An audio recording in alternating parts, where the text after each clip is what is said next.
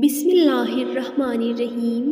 3 قسم کی عورتوں پر روزہ رکھنا جائز نہیں۔ ناظرین کرام، یہاں 3 قسم کی عورتیں کسی بھی حال میں رمضان کے مہینے میں روزہ نہیں رکھ سکتی۔ اگر ان میں سے کسی عورت نے روزہ رکھ لیا تو یاد رکھیں ایسی عورت کا روزہ کبھی نہیں ہوگا۔ ایسی عورت کو اللہ تعالیٰ کی طرف سے سخت عذاب ہوگا۔ روزے کی فرضیت کی 3 شرطیں ہیں۔ اسلام، بالغ، ہوش و حواس اور عاقل ہونا، یعنی کہ روزے ایسے تمام مسلمان مرد اور عورت پر فرض ہے جو عاقل ہو اور بالغ ہو اور جو اپنے ہوش و حواس میں ہو، یعنی کہ جو پاگل اور دیوانہ نہ ہو۔ ایسے تمام مسلمان عورت اور مرد پر رمضان کے روزے فرض ہیں۔ اب اس کے علاوہ روزے کی فرضیت ادا کرنے کی 2 شرطیں ہیں۔ پہلی، صحت مند اور تندرست ہونا۔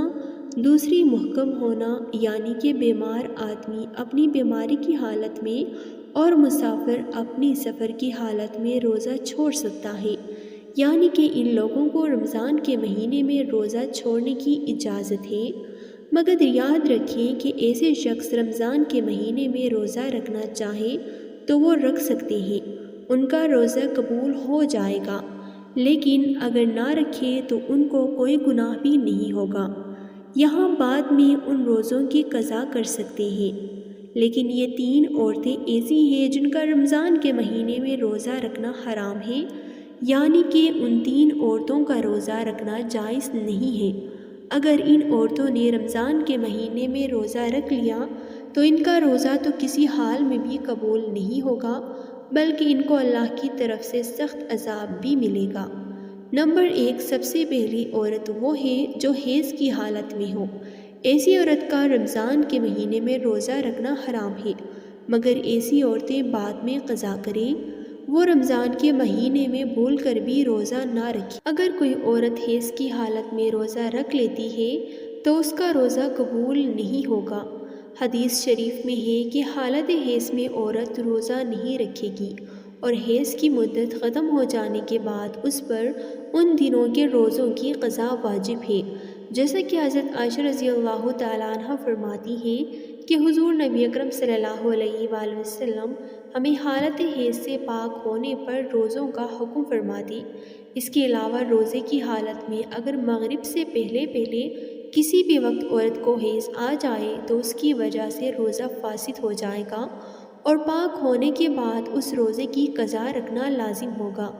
جو عورت حیض و نفاس کی حالت میں ہو اسے کھانا پینا چاہیے، یعنی روزہ داروں کی مشابہت کی وجہ سے تنہائی میں بھی بھوکی پیاسی نہ رہے۔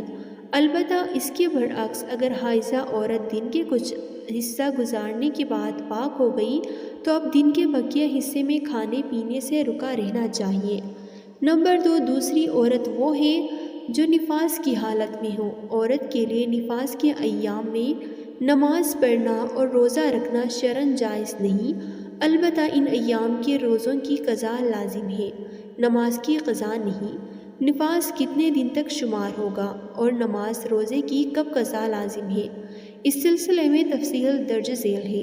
اگر کسی خاتون کے ہاں پہلی ولادت ہو اور نفاس کا خون 40 دن تک مکمل ہونے پر بھی بند نہ ہو تو اس صورت میں 40 دن تو نفاس کے شمار ہوں گے اور اس سے زائد ایام استحاضہ کے شمار ہوں گے۔ غسل کے بعد ان ایام کی ہر نماز کے بعد باوضو ہو کر نماز ادا کرنا لازم ہوگا، اور استحاضہ کے دوران عورت روزہ بھی رکھے گی، اور اگر نفاس کا خون 40 دن سے بڑھ جائے اور اس عورت کے ہاں پہلے بھی بچے کی ولادت ہوئی ہو تو اس صورت میں اس سے پہلے بچے کی پیدائش کے موقع پر جتنے دن خون آنے کی عادت ہے اتنے دن کا خون نفاس شمار ہوگا اور باقی بیماری کا خون شمار ہوگا۔ ان باقی دنوں میں رہ گئی نمازوں کی بھی قضا کرنی ہوگی۔ ان روزے جو چھوٹ گئے ہیں وہ بھی رکھنے ہوں گے، اور اگر خون 40 دن کے اندر بند ہو جاتا ہے تو وہ معمل ایام نفاس کے شمار ہوں گے۔ ان دنوں میں روزہ نہیں رکھے گی اور نماز بھی ادا نہیں کرے گی، تاہم روزوں کے بعد میں قضا کرنی ہوگی۔ نمبر 3، تیسری عورت ہے حاملہ۔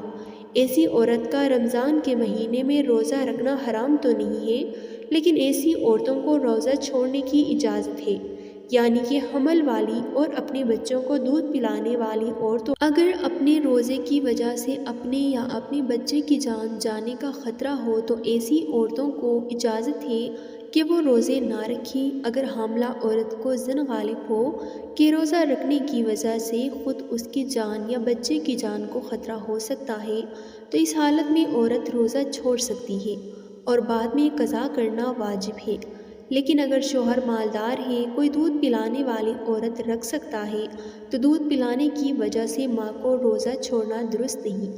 البتہ اگر وہ بچہ ایسا ہے کہ سوائے اپنی ماں کے کسی کا دودھ نہیں پیتا تو ایسے وقت میں ماں کو روزہ نہ رکھنا درست ہے اور بعد میں قضا کر لے۔ سیدنا انس بن مالک کعبی رضی اللہ تعالیٰ عنہ بیان کرتے ہیں کہ نبی کریم صلی اللہ علیہ وآلہ وسلم نے فرمایا، اللہ نے مسافر کو روزہ اور نماز کا نصف معاف کر دیا ہے، اس طرح حاملہ اور دودھ پلانے والی کو بھی۔ سیدنا عبداللہ بن عمر رضی اللہ تعالیٰ عنہ سے حاملہ کے بارے میں پوچھا گیا جسے اپنے بچے کے نقصان کا خطرہ ہے، فرمایا وہ روزہ چھوڑ دے، اس کے بدلے میں ایک مسکین کو ایک مد تقریباً نصف کلوگرام گندم دے۔ سنو اب آپ کو بتاتے ہیں کہ ایسے کون سی عورتیں ہیں جن کو رمضان کے مہینے میں روزہ چھوڑنے کی اجازت ہے۔ نمبر 1، اگر کوئی عورت سفر کی حالت میں ہو یا بیماری کی حالت میں ہو یا پھر اپنے بڑھاپے کی وجہ سے زیادہ کمزور ہو گئی ہو تو اگر اس نے روزہ رکھ لیا تو اس کی جان جانے کا خطرہ ہو سکتا ہے، تو ایسی عورتوں کے لیے روزہ چھوڑنے کی اجازت ہے، مگر ایسی عورت کو چاہیے کہ اگر وہ بعد میں صحت مند اور تندرست ہو جائے تو وہ ان روزوں کی قضا کرے۔ اگر بعد میں وہ پھر دوبارہ صحت مند نہ ہو سکی تو اسے چاہیے کہ وہ ان روزوں کا کفارہ ادا کرے، اور کفارہ یہ ہے کہ ہر ایک روزے کے بدلے میں کسی مسکین کو 2 وقت پیٹ بھر کر کھانا کھلایا جائے۔ نمبر 2، اگر کسی عورت کو روزے کی حالت میں سانپ نے ڈس لیا ہو، اس کی جان جانے کا خطرہ بن گیا ہو تو ایسی عورت کو بھی حکم ہے کہ وہ اپنے اس روزے کو توڑ سکتی ہے، اس کو کوئی گناہ نہیں ہوگا، لیکن بعد میں جب صحیح ہو جائے تو اس روزے کی قضا کرے۔ نمبر 3، عورت حیض سے پورے 10 دن اور 10 رات میں فارغ ہو گئی تب اس کو چاہیے کہ وہ اگلے دن کا روزہ رکھ لے، اور اگر کم دنوں میں پاک ہو گئی تو اگر صبح ہونے میں اتنا وقت باقی ہے کہ اس کے پاس نہا دھو کر تھوڑا وقت بچے گا تو اس کو چاہیے کہ وہ روزہ رکھ لے۔ دین اسلام میں دنیا کے ہر خطے میں رہنے والے عاقل بالغ اور مسلمان مرد و عورت پر ماہ رمضان کے روزے فرض کیے ہیں۔ قرآن حکیم میں ارشاد ہوتا ہے، رمضان کا مہینہ وہ ہے جس میں قرآن اتارا گیا ہے، جو لوگوں کے لیے ہدایت ہے اور جس میں رہنمائی کرنے والی اور حق و باطل میں امتیاز کرنے والی واضح نشانیاں ہیں۔ بس تم میں سے جو کوئی اس مہینے کو پالے تو وہ اس کے روزے ضرور رکھے۔ فرض کی عدم ادائیگی قابل تعزیر ہے، لیکن اسلام چونکہ بطور دین سہل العمل ہے اسی لیے اس میں جبر نہیں، جیسے کہ قرآن حکیم میں ارشاد باری تعالیٰ ہے، دین میں کوئی زبردستی نہیں، اسی لیے سفر، بیماری اور خواتین کو حالت حمل وغیرہ میں روزے رکھنے میں رعایت دی گئی ہے۔ اگر ان حالتوں میں روزہ نہ رکھا جائے تو ان کے ختم ہونے کی مدت کے بعد رمضان کے چھوڑے گئے روزوں کی قضا کرنا ضروری ہے۔ اللہ پاک ہمیں بہترین عمل کرنے کی توفیق عطا فرمائے اور ہمیں نیک وکاروں میں شامل کرے، آمین یا رب العالمین۔ کمنٹ باکس میں اللہ تعالیٰ کے 99 ناموں میں سے ایک نام ضرور ٹائپ کریں۔